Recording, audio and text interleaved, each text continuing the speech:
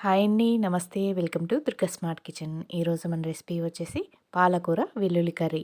ఈ రెస్టారెంట్ స్టైల్‌లో పాలకుల సుని కర్రీ ఈ విధంగా ట్రై చేయండి.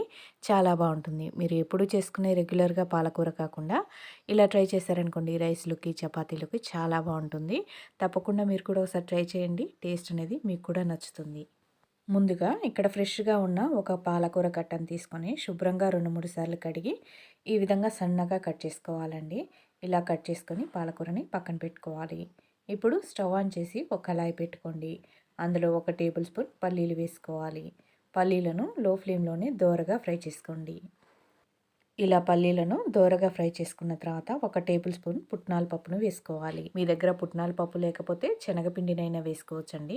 మెయిన్ ఇంగ్రీడియంట్ మనకి కర్రీకి కావాల్సినవి ఈ పల్లీలు, పుట్నాలు వేసుకొని దోరగా ఫ్రై చేసుకున్న తర్వాత చల్లారిన తర్వాత వాటర్ వేసుకొని పేస్ట్ లాగా చేసుకొని పక్కన పెట్టుకోండి. ఇప్పుడు అదే కళాయిలో 1 టేబుల్ స్పూన్ నూనె వేసుకోవాలి.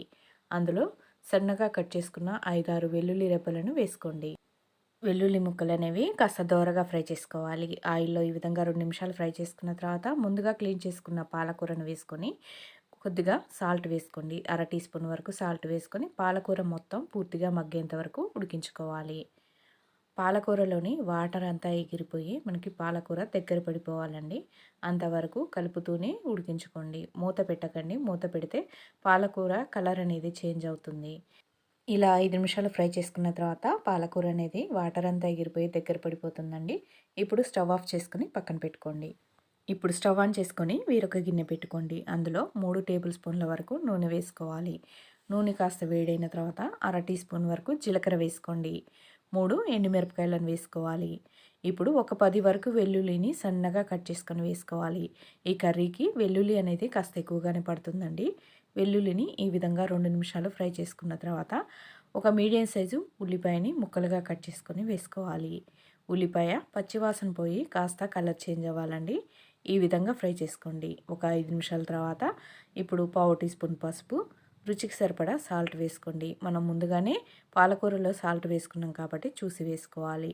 1 టీ స్పూన్ ధనియాల పొడి, అర టీ స్పూన్ జీలకర్ర పొడి, 2 టీ స్పూన్ల కారం వేసుకొని మసాలాలన్నీ బాగా ఫ్రై చేసుకోండి.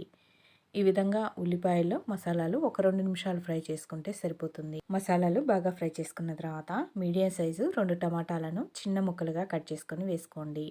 ఒకసారి మసాలాలో టమాటా ముక్కలు బాగా కలిసేలాగా కలుపుకొని మూత పెట్టి టమాటాలు అనేవి పూర్తిగా మగ్గేంత వరకు ఉడికించుకోవాలి. ఇక్కడ టమాటాలు అనేవి ముక్కలుగా కనిపించకూడదండి. ఈ విధంగా గరిటెతో ప్రెస్ చేస్తూ మెత్తటి గుజ్జులాగా ఉడికేంత వరకు ఉడికించుకోండి. ఈ విధంగా ఉడికిన తర్వాత మనం ముందుగానే పల్లీలను, పుట్నాలను పేస్ట్‌గా మిక్సీ పట్టుకున్నాం కదండీ! ఆ పేస్ట్ వేసుకోవాలి.